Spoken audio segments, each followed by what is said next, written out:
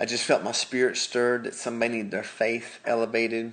And I'll just give a few moments. Maybe some more people will jump on here. But man, I'll tell you what, so many cool things the Lord is doing in the earth and in my city, Hot Springs. It's very exciting to see what the Lord is doing. But I titled this Facebook Live, I've titled it,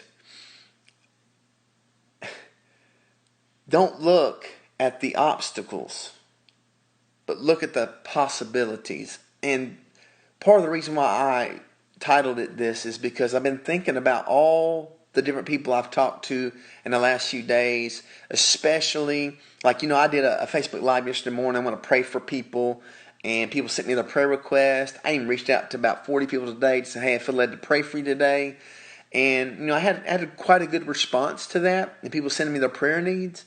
But man, most of these prayer needs that I see were people that were saying things, that made me think of obstacles in their life, hindrances in their life. Or like I'll be talking with somebody about what they want to do with their life. Or like, many of you know that I'm also a health coach for a health program. And I'll talk with somebody about, what they need to do with their health. And they'll tell me their obstacle, why they can't do program, or why somebody can't move forward in that ministry, or why somebody can't start that business, why somebody can't do this and they can't do that. Let me ask you this. What does the Lord put in your heart to do? And then maybe you have in your mind this thought, well, I can't do that. Let me ask you, why can't you do that? And whatever the answer to that question, why you can't do that, is your obstacle. But can I tell you that you don't need to see the obstacle? Get your eye off the obstacle and look at the possibilities. Because Jesus talked about mountains. Mountains are obstacles. And what he said is, if you had faith the size of a mustard seed, you could speak to the mountain and it would be cast into the sea. In other words, instead of focusing on the obstacle, instead of focusing what is in your way and what hinders you and what limits you, instead have the faith to believe that what God has said trumps the obstacle, and with that faith you can move the obstacle out of the way. I mean, think about this. When God was putting in my heart to go into full-time evangelistic work, I had obstacles. I had people tell me that God, for years, God's not doing that anymore. God, you're going to starve. You're going to have this. I had no validation, but I had a word from God. And when it was time for me to leave Teen Challenge, I had one service scheduled. One service scheduled. And I went and preached that service. And let me tell you what. It wasn't a whole lot. It was a pretty decent amount for a service, but it wasn't a whole lot. And then I had a firework fundraiser that I was going to do for the first time really on my own. And guess what? It kind of fell flat. So the finances weren't there. Even somebody said, well, are you going to go back to work for Teen Challenge? Are you going to do this? Are you going to do that? And I said, no, I'm going to stay the course. I know I'm called to do this. And then a door opened. And then I got a call and another door opened. And then somebody needed a little help with this. Paid me some money. My friend Sean Watkins called me and said, hey, what are you doing this week? Are you preaching anywhere at revivals? I said, no. Can you come help me with my construction? Went and helped him. He paid me. Helped me pay my bills. And so what happened in that moment is I could have looked at the obstacle of only having one service scheduled, looked like financial provision was going to be at its minimum, but instead of looking at the obstacle, I decided to have and look at the possibilities that God would open door, that God, by faith in the word that I had from the Lord, that He would move the mountains that seemed to be in my face. When I jumped on this health program, lost 60 pounds. And decided to become a health coach. I remember when they told me the cost of what it was going to cost to get on this plan and what it was going to cost to become a coach. And I thought, man, I can't do this. I can't do this. When they told me all the costs and it gave me the opportunity to do this, I had preached somewhere every week for the first 3 months of 2018. And all the offerings and honorariums I'd brought in was $800 or less before expenses from traveling. And I'm thinking, how am I going to pay for this amount? I don't have the money for this. And you know what? Instead of looking at the obstacles, I believed what God had said. He said, God told me, give this a year. Give it a year. And so I said, well, if God, you said to give it a year, then surely there's a way to pay for it. So you know what I did? I took a risk. Let me tell you this. If you are going to overcome your obstacle, you're going to have to take a risk. Without a risk involved, it ain't faith. And so you know what I did? I said, okay, I know I have this credit card in my back pocket. I don't like putting anything in it. So you know what I'm going to do? I'm going to put this cost on the credit card. And God, I'm going to believe for you to catch me. And so guess what? Not only did I start to get healthy, but I brought in enough money on my first month of health coaching to cover the cost of both my program and the cost of coaching. And the rest was over there. You know what happened is I took a risk. Instead of looking at the obstacle, I looked at the possibility. And God moved the obstacle. God moved that limitation on the finances that were on my life. And He's got me walking in everything that He's called me to do. When God began to put in my heart to start a revival ministry, when God began to speak to me, my God, somebody needs to share this. Somebody needs to share this with somebody who needs their faith elevated. When God began to put in my heart about doing something for the city, and He said, there's a certain thing I've asked others to do. They've said no. Will you say yes? And so when I began to say, well, God, you've asked me to do this. I don't have a church building. I'm not a pastor. I don't have a following. What do you want me to do? And the Lord put well, you have this tent. You have a tent you sell fireworks in. Why not have a tent revival? And the rest was all she wrote. And now over a year later, we've been ministering in this tent, and people have been coming off the street the last couple of weeks, one at a time. One at the end of last week, and the week before that when I was gone, and my friend Josh Campbell was ministering. They basically had nobody show up at the tent revival that night.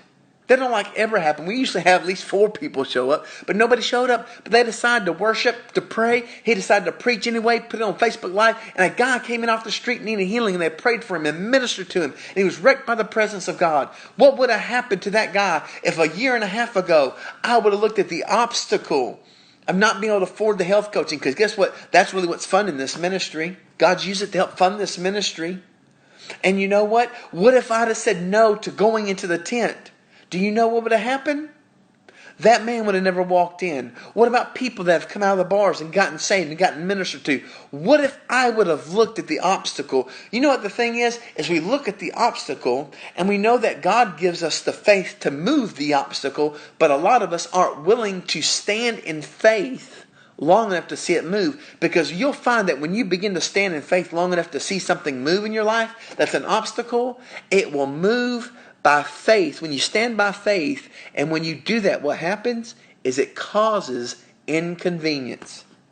My God, I'm about to preach to somebody right now. It causes inconvenience. Do you know what success? If you want to be successful in your life, if you want to see revival in the earth, guess what? It's built on inconvenience. It's inconvenient to get up early in the morning and pray. It is inconvenient to stay up late and burn some midnight oil to invest in the dream that God's put in your heart.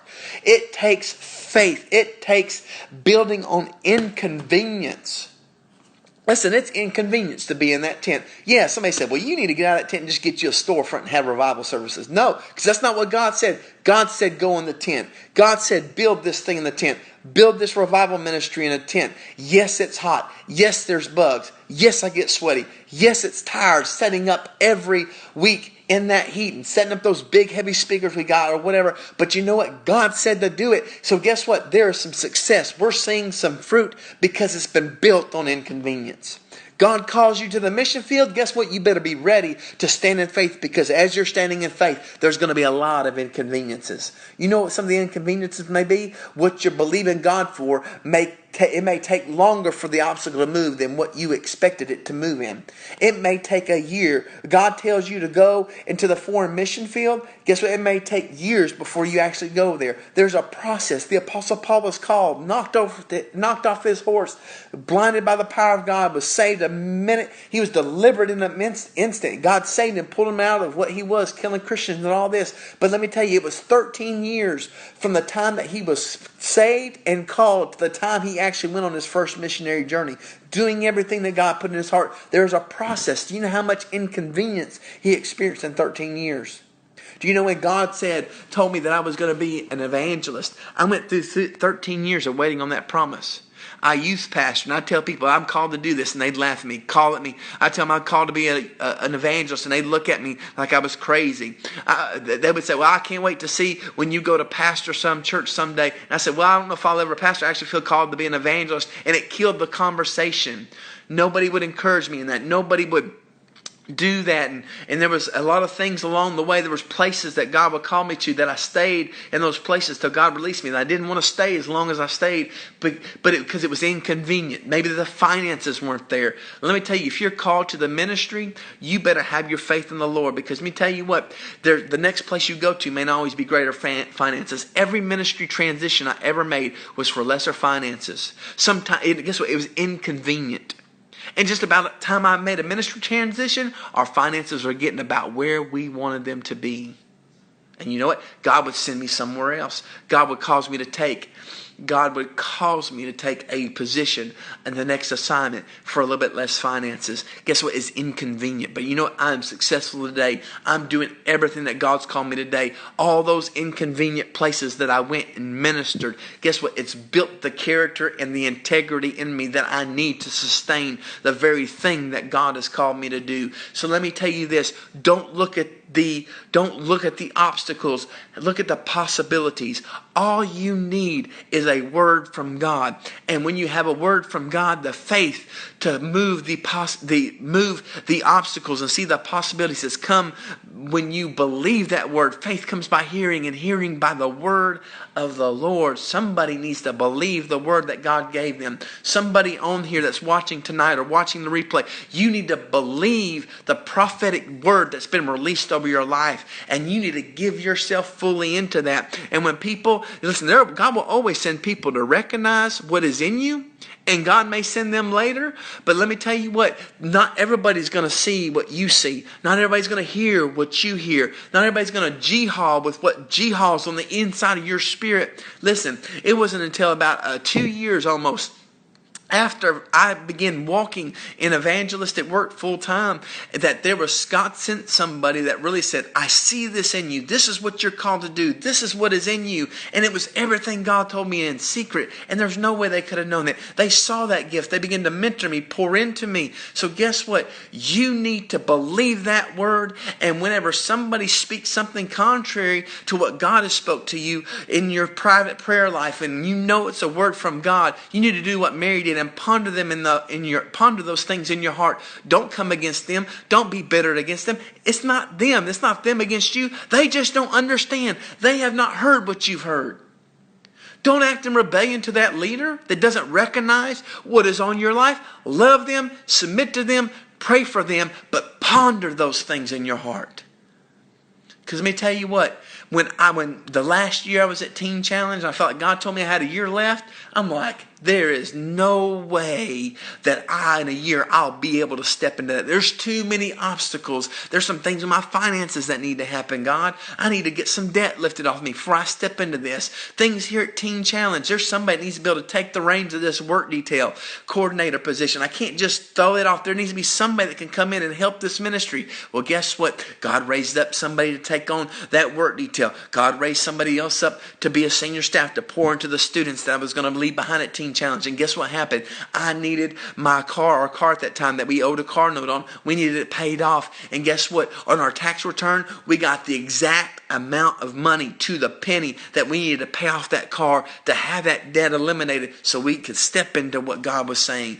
Guess what? The possibilities were there. But you know what? What if I'd have believed the obstacles and not seen the possibilities that God had in store? But it was built upon inconveniences. So today, I don't know what you're doing, what God's calling you to, that ministry, that business, whatever it is. Listen, believe the word of the Lord. Do not look at the mountains. Look for the possibilities. What God is causing, those possibilities that you see, guess what? Those are God dreams being implanted in you. Don't abort what God's impregnating you with. Believe and dream. Run after those things. Let faith arise in your heart. Don't walk in unbelief today. Listen, if you need prayer, please message me your prayer request. I'd love to pray for you. I'll actually take time to pray. And I will do a voice recording prayer for you. You will hear me pray for you. So send those to me. Maybe you don't have anybody to believe in you. Maybe you have a dream that people have shot down. Maybe you are wanting to do something for the Lord, and you're just like, man, everybody's come against me, and I don't feel like anybody's really listening to me, and nobody's helping me get there where I want to get with the Lord. Especially like, if you're called to travel and preach, you've probably heard some of those same things. God's not doing that anymore. God's not using evangelists. Nobody's preaching revivals. It doesn't matter whether there's revival meetings going on or not. There's still evangelists out there. There's a need for evangelists. And that's you. Call me. I'll get in your corner. I'll help you dream. I'll help run with you. I'll pour into you. Call me. Send me a personal message. This is what God has said. And man, I just need somebody to run with me. If that's you, shoot me a message. Let's pray. Let's fast together. Let's dream together. Let's go after God together. Send me that message. Send me those prayer requests. Send me your dreams to pray over with you. Somebody's released a prophetic word over you, and you believe that. Maybe you want to share that with me. I'll pray over it with you. I'll ask God for time. Ask God for His time and for that thing to come to pass in your life.